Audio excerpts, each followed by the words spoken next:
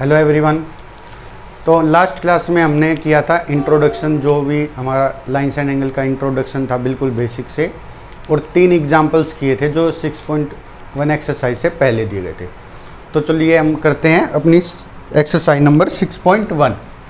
तो देखो, जो हमारा क्वेश्चन नंबर 1 है, इसमें ये हमारी फिगर दी गई है। लाइन AOB और लाइन COD इंटरसेक्ट करती हैं O पर, और फिर रे दी गई है OE। तो देखो क्वेश्चन में क्या गिवन है, angle AOC plus angle BOE। जो ये दो वाले एंगल है, रेड से लिखा तो रेड से मार्क कर देते हैं। इन दोनों का सम कितना दिया है, 70 डिग्री। और जो एंगल BOD है, ये वाला एंगल, ये कितना दिया गया है, 40 का। तो देखो अब हमें निकालना क्या है, हमें निकालना है एंगल BOE। एंगल BOE ये वाला निकालना है, और reflex angle COE, reflex angle COE। तो रिफ्लेक्स के लिए ये एंगल COE चाहिएगा, रिफ्लेक्स तभी तो निकलेगा। मैंने आपको बताया था कि रिफ्लेक्स एंगल क्या होता है, जो किसी भी एंगल का रिफ्लेक्स एंगल क्या होता है, उसी को 360 में से माइनस कर देते हैं। तो हम एंगल COE निकालेंगे और उसको 360 में से माइनस कर देंगे। तो देखो आपको अब पहचानना कैसे, कहाँ से शुरुआत करनी चाहिए। देखो हमने इस एक्सरसाइज में क्या सीखा, मेन हमारा जो स्ट्रेट एंगल है, जो स्ट्रेट लाइन होती है उस पर सम 180 होता है एंगल्स का। तो देखो जो आपको एंगल्स दिए गए हैं ना, उन्हीं को यूज़ करते हुए एक स्ट्रेट लाइन ढूंढो। देखो AOB दिख गई, इन दोनों एंगल्स को यूज करिए। तो सबसे पहले इसी पे लगा दो स्ट्रेट एंगल वाली प्रॉपर्टी। तो देखिए line AOB is a straight line, therefore, ये देयरफॉर का साइन हो गया। तो देयरफॉर क्या होगा हमारा, angle AOC plus angle COE plus angle BOE equal to 180 degree. देखो इन 3 एंगल का जोड़ कितना हो जाएगा, 180 डिग्री हो गया। अब पुट कर देते हैं। देखो इसका सम और इसका सम हमें कितना दिया गया है, 70 डिग्री का। तो ये क्या रह जाएगा, एंगल COE प्लस 70। देखो एंगल COE का एंगल COE हो गया, और इन दोनों की जगह क्या कर दिया, प्लस 70 कर दिया, इक्वल टू 180। तो एंगल COE कितना आ जाएगा, 110 डिग्री। देखो हमें एंगल COE क्या मिल गया, 110 मिल गया। अब देखो नेक्स्ट स्टेप क्या है, हमें और दूसरी स्ट्रेट लाइन कौन सी दिखती है, COD। देखो हमें ये वाला एंगल दिया गया था, इसको यूज करती हुई कौन सी स्ट्रेट लाइन है, एक तो ये हो सकती है, लेकिन हम ये यूज कर चुके हैं, तो ये वाली ही देखेंगे अब। और इसमें हमने ये वाला एंगल निकाल भी लिया है, क्योंकि देखो COE निकालना था। तो इसी का देखो यहाँ रिफ्लेक्स ऑफ COE क्या होएगा, हम यहीं के यहीं लिखवा देते हैं, हमारे पास स्पेस अवेलेबल है। Reflex COE, reflex angle COE कितना होएगा, 360 डिग्री माइनस एंगल COE। तो 360 माइनस 110। देखो अब यहाँ कैलकुलेशन आपको कैसे करनी है, देखो ओरल कैलकुलेशन की कोशिश किया करो। देखो 360 में से हमें क्या करना है, 110 माइनस करना है। तो जो एक्स्ट्रा 10 है इसको पहले माइनस करोगे। देखो कितना हो जाएगा, 360 में से 10 जाएगा, 350 हो जाएगा। और फिर जो 100 है उसको और माइनस कर दो, तो कितना रह जाएगा हमारे पास, 250। देखो 250 डिग्री हमारा रिफ्लेक्स एंगल COE आ गया। अब हम इस वाली लाइन को देखते हैं, लाइन COD को। तो देखो line COD is a straight line,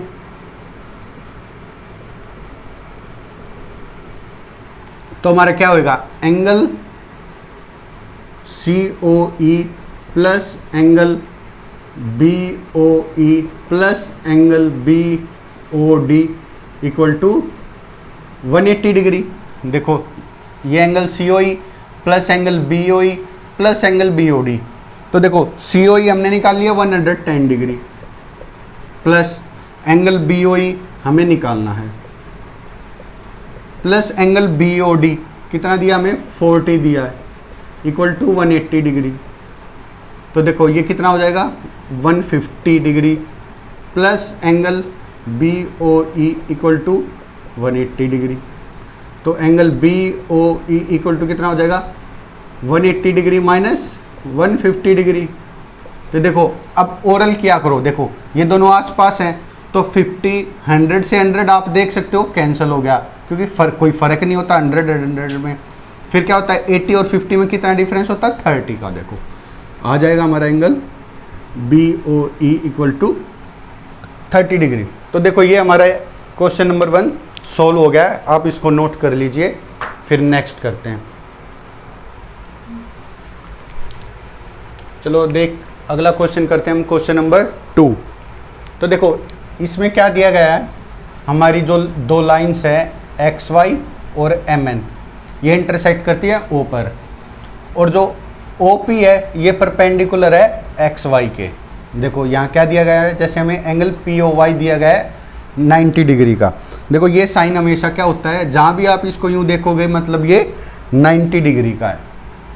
मैं आपके लिए लिख देता हूँ, ये हो गया 90 डिग्री। तो देखो अब हमें क्या दिया गया है, A/B 2/3 दी गई है। देखो A और B की रेशो दी गई है 2/3 और हमें C निकालना है। देखो मैं आपको पहले थोड़ा रेशो समझा देता हूँ, रेशो होता क्या है। देखो जो रेशो का कॉन्सेप्ट होता है हमारा, जैसे एग्जाम्पल लेते हैं, 3 भाई हैं और उनके फादर क्या करते हैं, जो उनकी ज़मीन है उसको तीनों भाइयों में बांटना है। तीनों भाइयों में बांटना है, मान लो उनका 300 गज का प्लॉट है। अब देखो 3 भाइयों में बांटना है। अब आप देखो इस चीज़ को तो आप आसानी से बता दोगे कि भाई तीनों भाइयों को कितना देना, हमें 100 इसको देना है, 100 एक को मिल गया, 100 दूसरे को मिल गया, 100 तीसरे को मिल गया। हम इसको बराबर बराबर करते हैं। लेकिन ये अगर रेशो में बताऊं तो मैं क्या होगा, ये 1/1/1। देखो तीनों को बराबर दिया है, ये रेशो क्या बता रही है, तीनों को बराबर दिया है। मान लो अब इसमें क्या हो कि एक भाई तो बिल्कुल स्कूल में जाता है, एक भाई अभी छोटा है, और एक भाई बड़ा है जो कि चालाक और कपटी है, जो सबसे बड़ा है, और बीच वाला थोड़ा बहुत इसके साथ मिला हुआ, इसकी इन दोनों की थोड़ी बहुत बनती है, और ये बेचारा अभी नादान है। तो इन्होंने क्या किया, इसको क्या करा कि मान लो इसको ये दे ही नहीं रहे, मान लो इन्होंने घपला कर दिया और तीसरे भाई को कुछ दे नहीं रहे, तो और इन्होंने सलाह मिला के क्या किया, 1/2 में बांट लिया।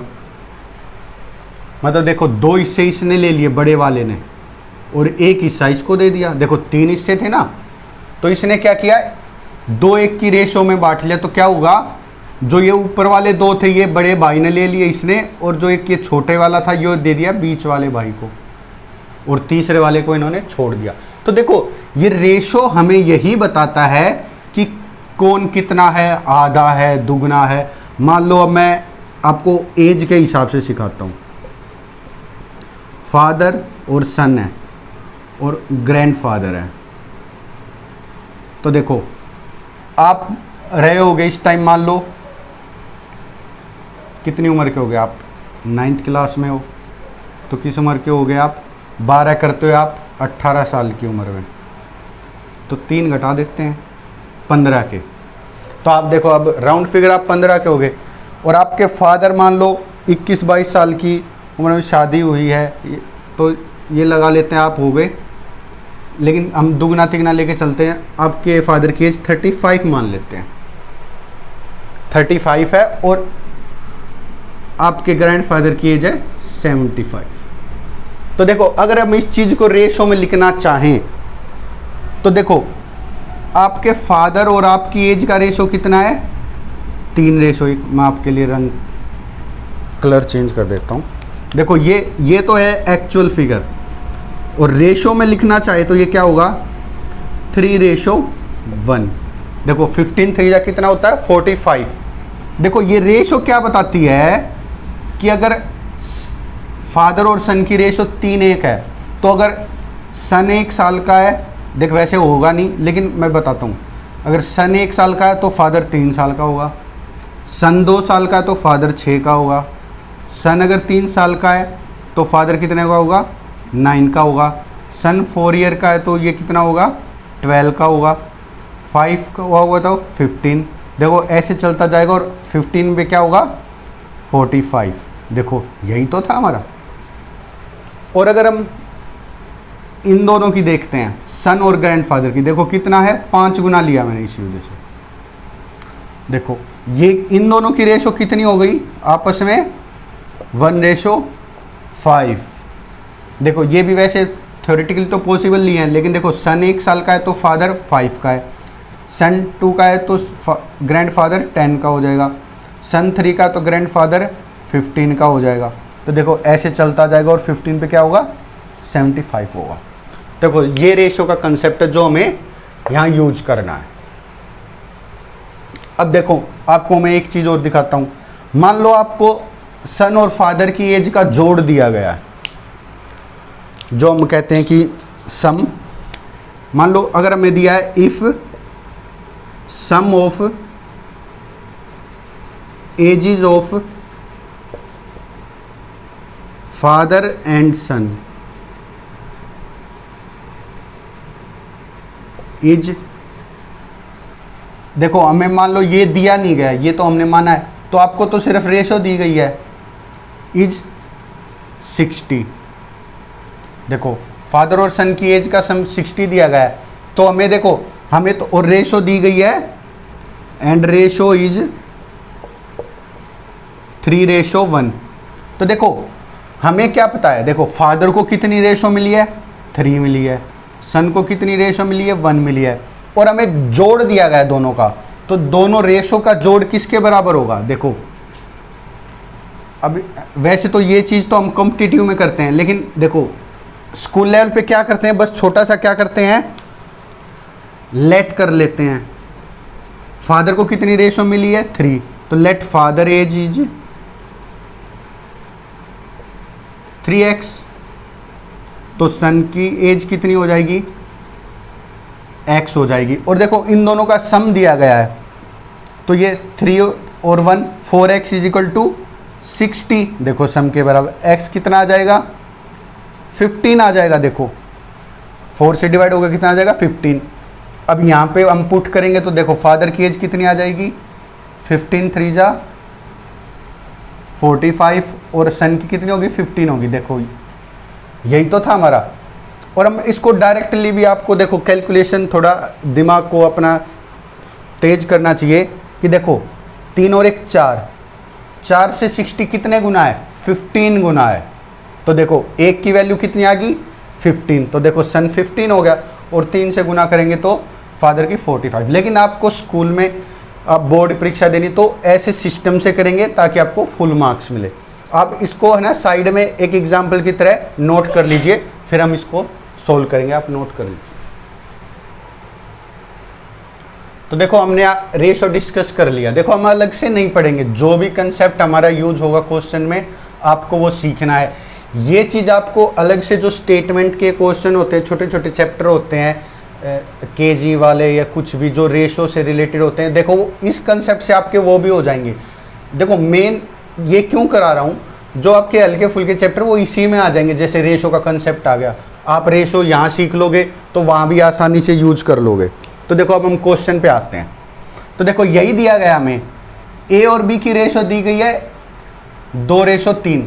तो देखो हमारे पास देखो वहाँ पे जैसे सन और फादर की एज का सम दिया गया था, तो हमें भी तो यहाँ सम पता है। तो देखो जो हमारी लाइन ए ओ बी है, जो लाइन एक्स ओ वाई है, जो लाइन एक्स ओ वाई है इज ए स्ट्रेट लाइन।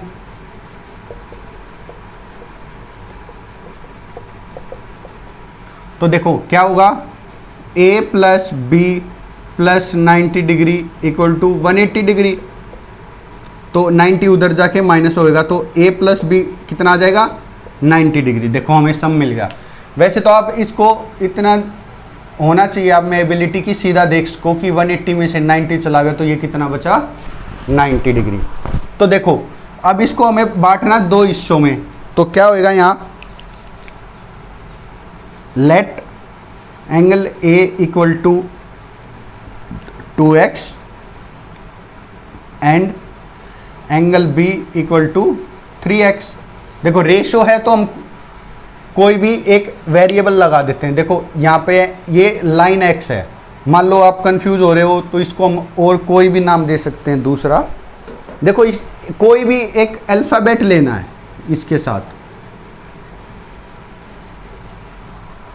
कोई भी अल्फ़ाबेट जो मान लो आपको इस फिगर में कहीं भी नहीं दिख रहा। क्या मान लेते हैं हम, स्मॉल s स्मॉल मान लेते हैं z, 3z, 2z और 3z। तो देखो हमें सम पता है तो दोनों का सम क्या होगा 2z plus 3z equal to 90 degree, 5z equal to 90 degree. देखो आ रहा है ना, 2z plus 3z is equal to 90, 5z is equal to 90। तो z की वैल्यू कितनी आ जाएगी 90/5, कितनी आ जाएगी 18 डिग्री। देखो 18 डिग्री आ गई। अब हमें बस कुछ नहीं करना, यहाँ पे z की जगह 18 रखना और हमारा a और b की वैल्यू आ जाएगी।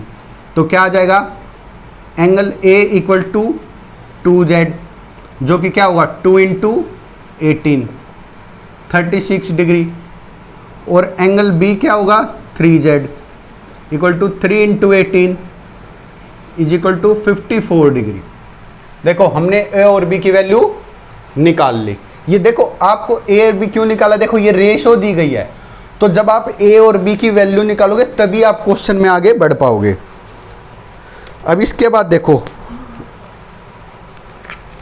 अब क्या आ गया c, हमें c निकालना है। देखो c को और a और b में से देखो हमें क्या देखना है कि हमें यूज करनी है स्ट्रेट लाइन।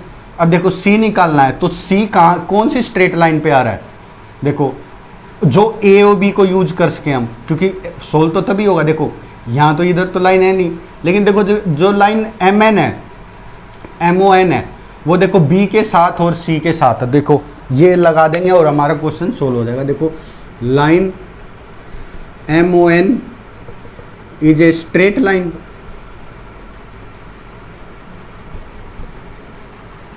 देयरफॉर क्या होगा हमारा angle B plus angle C कितना हो जाएगा 180 डिग्री, और B हमने कितना निकाल लिया 54 डिग्री प्लस एंगल C। इसके साथ देखो एंगल ना लिखे तो अच्छा होगा, क्योंकि इन्होंने एंगल की ही वैल्यू दे रखी है।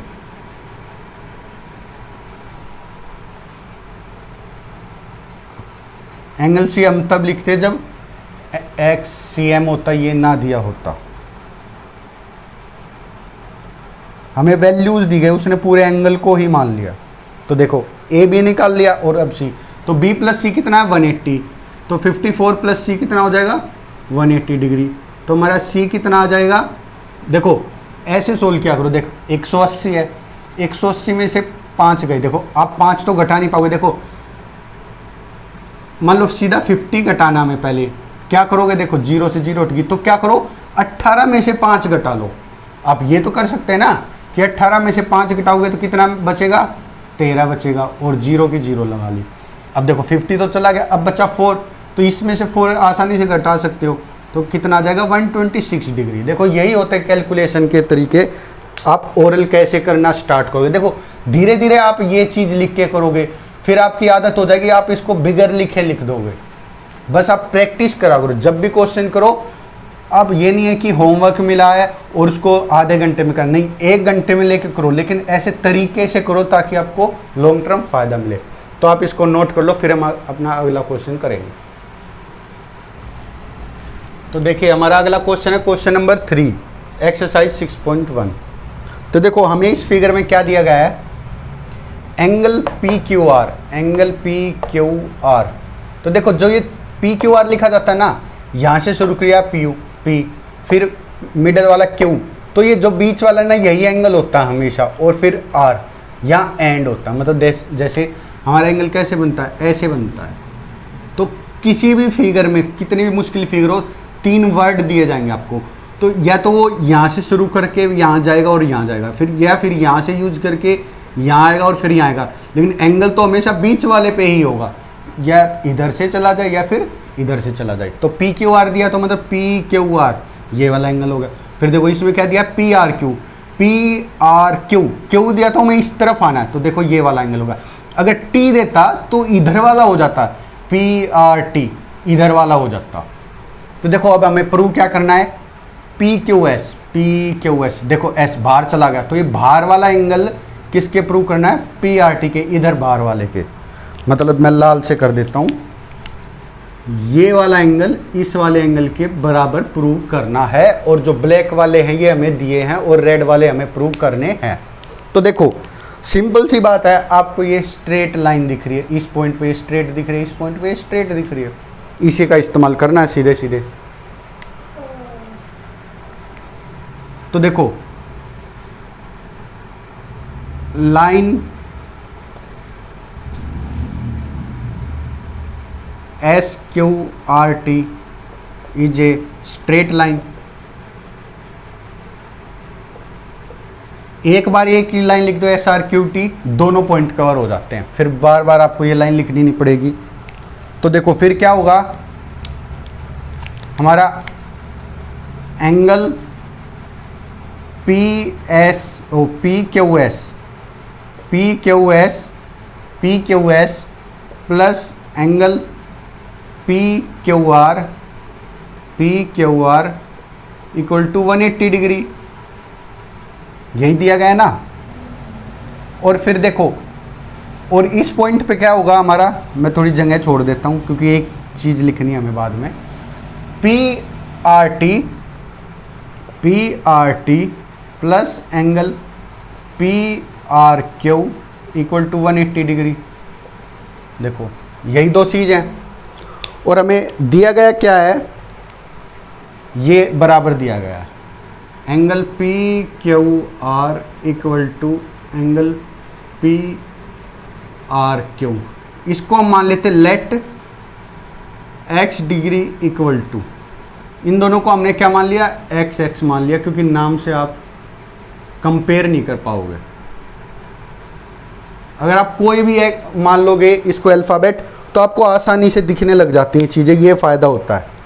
तो देखो अब हम यहाँ x रखेंगे, ये x जाके उधर माइनस होगा, तो angle P Q S equal to कितना आ जाएगा, 180 degree minus x degree.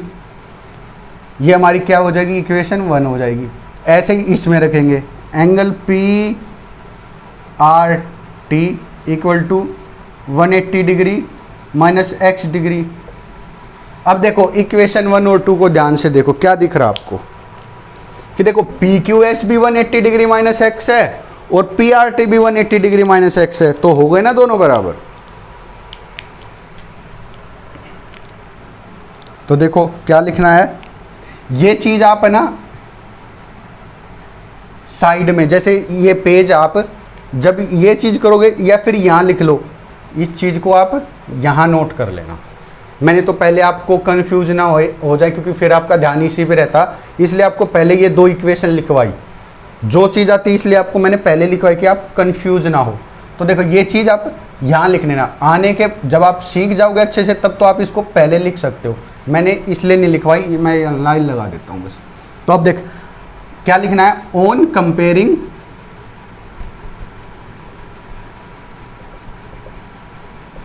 Equation 1 and 2 we get 1 2 देखने पे क्या हमें क्या पता लगे, देखो ये भी 180 माइनस एक्स, ये भी 180 माइनस एक्स, तो हो गए ना दोनों बराबर। We get angle P Q S equal to angle P R T, hence proved. Note कर लीजिए, फिर हम अपना नेक्स्ट क्वेश्चन करेंगे। तो देखिए हमारा नेक्स्ट क्वेश्चन है क्वेश्चन नंबर 4। यहाँ पे हमें देखो लाइन दी है AOB और CD। देखो अब इसमें ये नहीं बताया कि AOB हमारी स्ट्रेट लाइन है, बल्कि इसने पूछ लिया कि प्रूव करो कि AOB एक स्ट्रेट लाइन है। तो जो हम 180 डिग्री यूज करते आए हैं कि जैसे x प्लस वाई बराबर 180 डिग्री या फिर w प्लस जेड 180 डिग्री, अब वो हमें प्रूव करना है। हम यूज क्यों करते थे? क्योंकि ये AOB स्ट्रेट लाइन होती थी।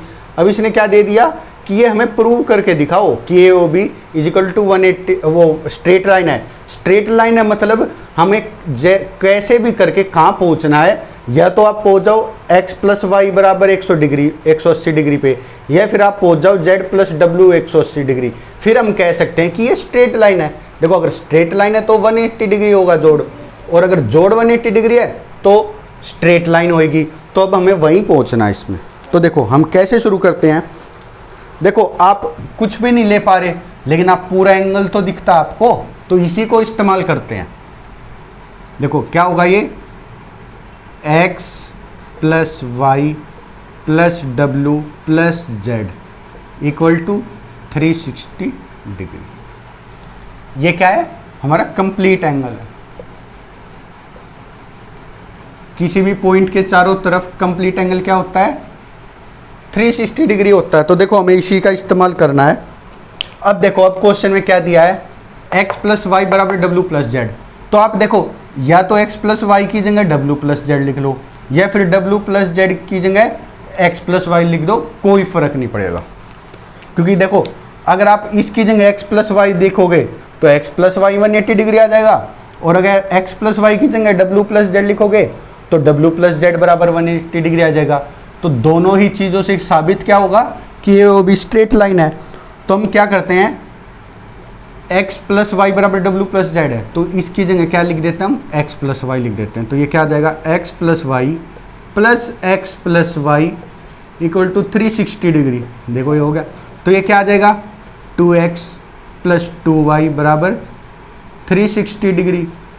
देखो अब 2 कॉमन है, x plus Y equal to 360 degree. अब ये 2 उधर डिवाइड में जाएगा, तो x प्लस वाई कितना आ गया, 360 डिग्री बाई 2, ये कितना होगा, 180 डिग्री। तो देखो हमें क्या मिल गया, x plus Y equal to 180 degree. तो अब हम कह सकते हैं therefore we can say that, therefore we can say that line AOB is a straight line.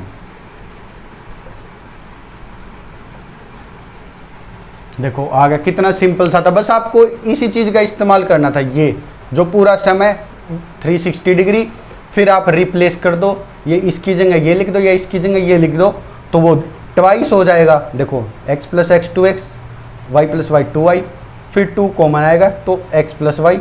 अब ये इधर मल्टीप्लाई में तो उधर जाके डिवाइड हो जाएगा, इक्वल टू के उधर जाएगा, तो x प्लस वाई कितना आ जाएगा, 360 बाई 2 इक्वल टू 180 डिग्री। तो देखो मैं आपको ये चीज़ और बता देता हूँ, ये हमारे जैसे इक्वल टू का साइन है, अगर यहाँ पे कोई चीज़ प्लस है तो इक्वल टू के उधर जाके क्या हो जाएगी, माइनस हो जाएगी। इधर कोई चीज़ माइनस है तो उधर जाके क्या हो जाएगी, प्लस हो जाएगी। ऐसे ही अगर कोई चीज़ यहाँ मल्टीप्लाई में है तो उधर जाके क्या हो जाएगी, डिवाइड हो जाएगी, और इधर कोई डिवाइड है तो इक्वल टू के उधर जाके क्या हो जाएगी, मल्टीप्लाई। तो आप इस क्वेश्चन को नोट कर लीजिए, और ये साथ में जो ये चीज़ है, आप कभी भी इस तरह की जब इक्वेशन सोल्व करोगे तो आप अटकोगे नहीं कि अब क्या करूं। अरे इधर देखो ये ध्यान रखना कि ये पूरे के मल्टीप्लाई में होना चाहिए। देखो पूरे के मल्टीप्लाई में, इसलिए पूरे के डिवाइड में चला गया। तो आप नोट कर लो इसको, फिर अगला क्वेश्चन करेंगे। तो देखो हमारा अगला क्वेश्चन है क्वेश्चन नंबर 5।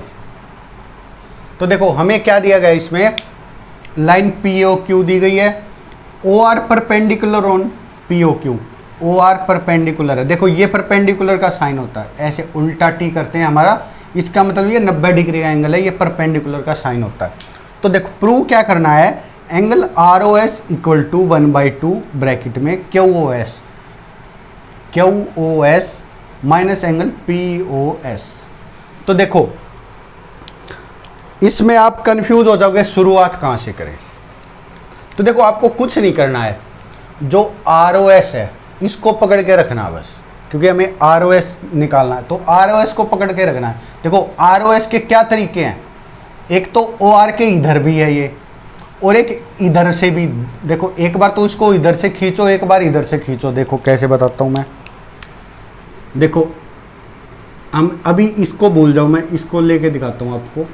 ये है R है, O है, P है और ये OS है। तो देखो यहाँ ROS को हम कैसे लिख सकते हैं, मैं दिखाता हूँ। पहली इक्वेशन हम लिखते हैं जो उसको यूज करके लिखेंगे, angle ROS equal to 90 minus angle POS। देखो ये पूरा 90 है,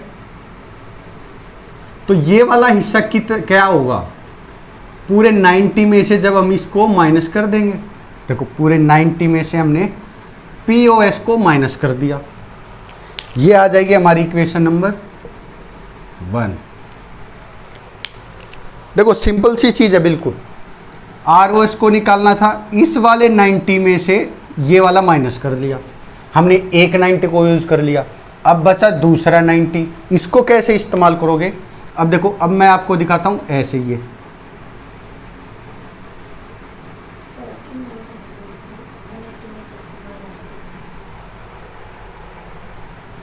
तो देखो ये क्या है, ROQ।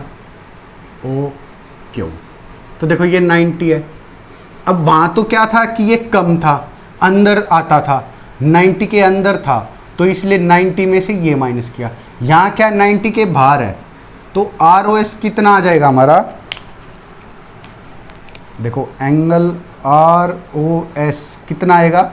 इस चीज़ को आप इसको नोट भी कर लेना, और बाकायदा अगर पेपर में भी आप इन दोनों को यूं शो करोगे तो कोई गलत बात नहीं है, बाकायदा आपको पूरे नंबर दिए जाएंगे कि आपने बिल्कुल समझ के किया। तो देखो ROS को हम यहाँ क्या लिख सकते हैं, पूरे में से 90 को माइनस करेंगे। यहाँ क्या था, 90 में से उसको माइनस किया था, लेकिन ये 90 में से बड़ा है, तो क्या आएगा ये एंगल SOQ। देखो इसको SOQ क्यों नहीं लिखा, देखो क्वेश्चन में इसने QOS यूज किया, इसलिए हम इधर से लिखेंगे QOS। एंगल इसने QOS लिखा है, देखो बात वही है। अगर क्वेश्चन में ये SOQ दे देता तो हम SOQ लिखते, QOS कोई फ़र्क नहीं है, क्योंकि मिडिल पॉइंट तो यही है, QOS माइनस 90 डिग्री। ये हमारी इक्वेशन 2 हो गई। देखो पहली इक्वेशन हमने इस फिगर से बनाई, यहाँ इधर से ROS निकाल लिया, फिर क्या गया, इस वाले 90 को यूज करके ये वाली फिगर देखो, इसको तोड़ के देखा तो हमने ये वाली इक्वेशन। अब कुछ नहीं करना, आप सीधा बस ऐड कर दीजिए, ऐड इक्वेशन 1 एंड 2।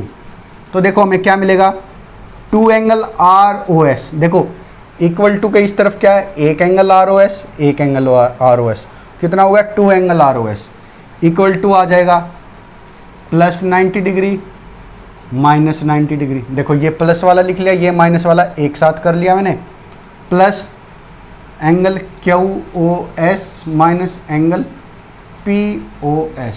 देखो ये प्लस वाला पहले लिख लिया, माइनस वाला बाद में लिख लिया। देखो 90 से 90 कट गया, और ये जो 2 इधर मल्टीप्लाई में वो इधर डिवाइड में चला जाएगा बस।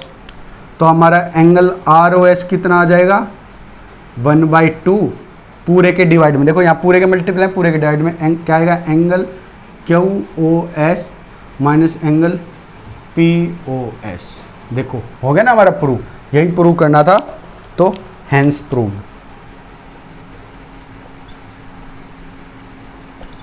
देखो इसमें बस यही चीज़ थी, आपको यही एक कंसेप्ट था कि इस वाले एंगल 90 को यूज करके हमने ये इक्वेशन लिखी, और इस वाले 90 डिग्री को यूज करके हमने ये वाली इक्वेशन लिखी, और दोनों को जोड़ दिया। तो आप इसको नोट कर लीजिए, फिर हम अगला क्वेश्चन करेंगे। हमारा लास्ट क्वेश्चन होएगा जो, तो देखो ये हमारा अब अगला क्वेश्चन है, क्वेश्चन नंबर 6, जो कि हमारा आज का लास्ट क्वेश्चन होगा। तो देखो इसमें क्या करा, आपको फिगर नहीं दी हुई, आपको फिगर बनानी है। तो देखो क्या दिया गया है, angle XYZ equal to 64 degree. तो देखो मैंने आपको सिखाया था कि एक्यूट क्या होते हैं, 90 से छोटे होते हैं। तो देखो 90 तो ये होता है, मैं आपको फिगर की स्टार्टिंग बता रहा हूँ कैसे करनी है। देखो 90 तो ये होता है, इससे इधर जाओगे तो ये बढ़ेगा। तो 90 देखो 64 90 से कम होता है, तो छोटा यहाँ होता है। अब इरेज कर दो इसको, क्योंकि देखो फिगर गलत बना के आओगे। अब आप क्या करोगे, कुछ बच्चे जैसे गलती में इसको यूं ले लेंगे 64, ये तो ऑब्ट्यूज एंगल है, गलत हो जाएगा, बहुत बेकार फिगर बनेगी। तो हमें इस चीज़ का ध्यान रखना है, और ये रटने की चीज़ नहीं है। जो आपको 90 है उसी से अंदाज़ा लगाना। देखो 64 डिग्री, ये हल्का फुल्का इतना ज़्यादा मैटर नहीं करता। बस जो ये स्ट्रेट 90 होता है इसके इधर नहीं जाना चाहिए, इसके इधर ही रहना चाहिए। बस इतना ही ध्यान रखना जरूरी होता है। तो ये देखो हमारा बन गया XYZ, ये X हो गया, ये Y हो गया और ये Z हो गया, जो कि 64 डिग्री दिया गया। अब इसने क्या कहा है कि XY को इसने प्रोड्यूस किया है P तक। देखो XY को इसने क्या किया, प्रोड्यूस किया है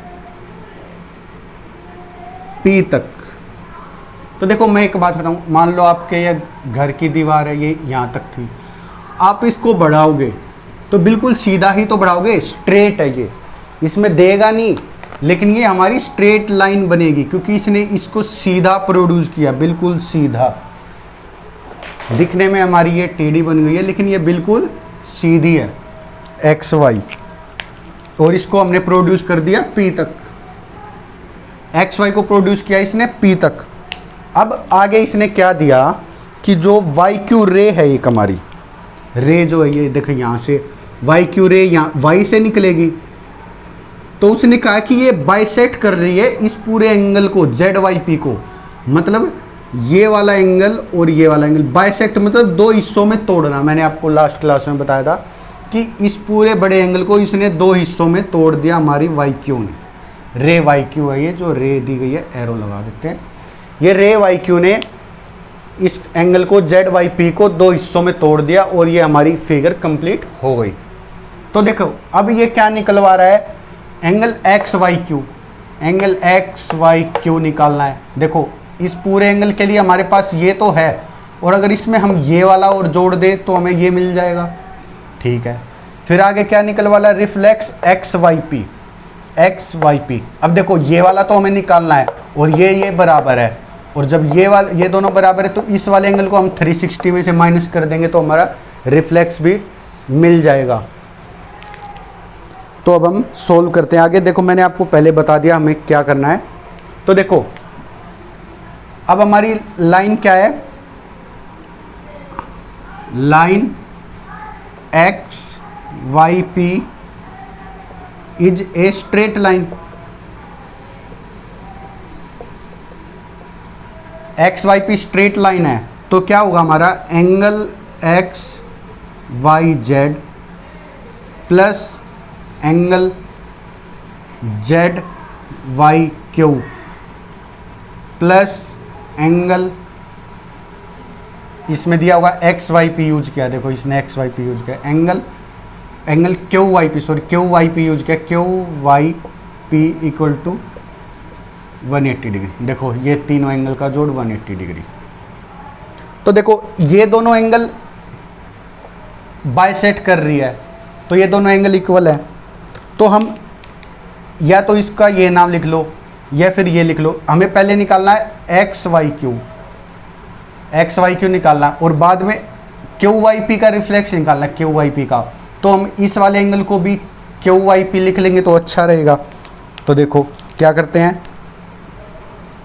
एंगल XYZ की जगह कितना आ गया, 64 आ जाएगा। XYZ की जगह कितना आ गया, 64 आ गया, प्लस एंगल ZYQ की जगह क्या लिख लेंगे हम, एंगल QYP, क्योंकि ये दोनों बराबर है। क्यों, क्योंकि रे YQ ने इसको बाइसेक्ट किया है, plus angle QYP equal to 180 degree. देखो अब ये दो एंगल जुड़ गए तो क्या होगा, 2 angle QYP equal to 180 degree minus 64 degree. देखो अब आप यहाँ डिफरेंस कैसे निकालोगे? देखो 64 80 कितना फ़र्क आ रहा है? देखो 6 जोड़ेंगे 70 और फिर 10 और जोड़ेंगे 80 तक पहुँच जाएंगे, मतलब 16 का डिफरेंस आ रहा है। तो आप देख सकते हो 2 एंगल क्यू वाई पी कितना आ जाएगा? 116 डिग्री का। देखो 100 तो था ही, 80 और 64 में कितने का फ़र्क है? 16 का फ़र्क है। अब ये 2 इधर मल्टीप्लाई में इधर जाके डिवाइड में हो जाएगा, तो हमारा angle angle Q Y P कितना आ जाएगा? देखो अब डिवाइड कैसे करना है? देखो 100 का तो आपको पता है कि 50-50 होता है, दोनों दो हिस्सों में तोड़ रहे हो, 2 से डिवाइड करना है, 50-50 तो हो ही गया। देखो मैं आपको ऊपर करके दिखाता हूँ, 116 है, इसको 100 + 16 सोच सकते हैं हम। देखो इसको भी 2 से करना था तो इसको भी 2 से करना है, तो देखो ये 100 का 50-50 तो मिल गया दो हिस्सों में, और जो ये 16 का है ये 8 और दे दो दोनों को, देखो हमारा 58 आ जाएगा। तो हमारा क्यू वाई पी कितना आ गया? 58 डिग्री। देखो क्यू वाई पी 58 डिग्री मिल गया। अब रिफ्लेक्स निकाल देंगे इसका, तो reflex of angle Q Y P कितना हो जाएगा? 360 डिग्री माइनस 58 डिग्री। तो देखो अब ये देखो 60 और 58 कितना पास है? सिर्फ 2 का फर्क है, और 300 यूं का यूं है, तो कितना आ जाएगा? 302 डिग्री। देखो अलग से माइनस करने की जरूरत ही नहीं पड़ेगी, आप ओरल देख पाओगे। देखो 60 में से 58 गए, 2 बचे, और 300 यूं का यूं आ गया, तो 302 डिग्री हो गया। अब हमें क्या निकालना है? X Y Q. तो देखो ये सिंपल है, ये 64 हमारे पास है और ये 58 है, तो दोनों को जोड़ देंगे, तो हमारा एंगल, यहाँ हम लाइन खींच देते हैं, तो देखो एंगल एक्स वाई क्यू कितना आएगा? 64 + 58, जो कि क्या है? किन का समय? Angle X Y Z plus angle Z Y Q, angle X Y Z plus angle Z Y Q, ये क्या हमारा एंगल एक्स वाई क्यू। तो देखो अब देखो यहाँ कैसे जोड़ना है। हमने कैलकुलेशन डेवलपमेंट के सेक्शन में हमने डिविजिबिलिटी की क्लास डाली हुई है, आगे मल्टीप्लाई की भी क्लास आएगी। तो देखो ये एडिशन है, देखो आप क्या है 60 + 50 कितना आसानी से लिख सकते हो। देखो 60 और 50, देखो और दोनों में 0 है इसलिए और आसान बन जाता है। देखो 6 और 5 कितना होता है? 11 होता है, और दोनों के साथ 0 थी तो ये कितने हो गए? 110। देखो ये सिर्फ आगे का हिस्सा सोचा करो, 6 और 5 11, मतलब 110 तक तो आप पहुंच गए। उसके बाद इन दोनों को देखो, 8 और 4 12, देखो 6 5 11 110 प्लस 8 और 4 12, देखो 122। यूं ओरल आप करने लग जाओगे, धीरे धीरे आप जैसे ही भी इसको कोशिश करोगे। स्टार्टिंग में आपको देखो ये चीज़ लिखनी पड़ेगी, उसके बाद आपको लिखनी भी नहीं पड़ेगी, सीधा आप सोचने लग जाओगे 6 5 11 110 होता है, और 8 4 12 और 110 और 12 122 डिग्री। तो देखो हमारे ये हो गए हैं, और आप इसको नोट कर लेना। तो देखो बच्चों हमने एक्सरसाइज 6.1 फिनिश कर ली है। अब जब नेक्स्ट वीडियो आएगी उसमें जो भी हमारा एक्सरसाइज 6.2 से पहले जितने भी कंसेप्ट बुक में दे रखे हैं और जो एक्सरसाइज में यूज़ होने हैं, पहले हम वो कंसेप्ट डिस्कस करेंगे जैसा कि हमने इस एक्सरसाइज के लिए किया था, और पहले एग्जाम्पल देखेंगे जितना भी होगा, और फिर उसके बाद हमें एक्सरसाइज 6.2 करेंगे। तो बच्चों ज़्यादा से ज़्यादा देखो आपको अच्छा लगा है पढ़ाना मेरा, और आपको अच्छे से समझ आया है, तो आप दूसरे बच्चों के साथ भी इस वीडियो को शेयर कीजिए और सब्सक्राइब कीजिए, ताकि आपको नेक्स्ट वीडियो की नोटिफिकेशन जल्दी से जल्दी मिल जाए। Thank you, bye, take care.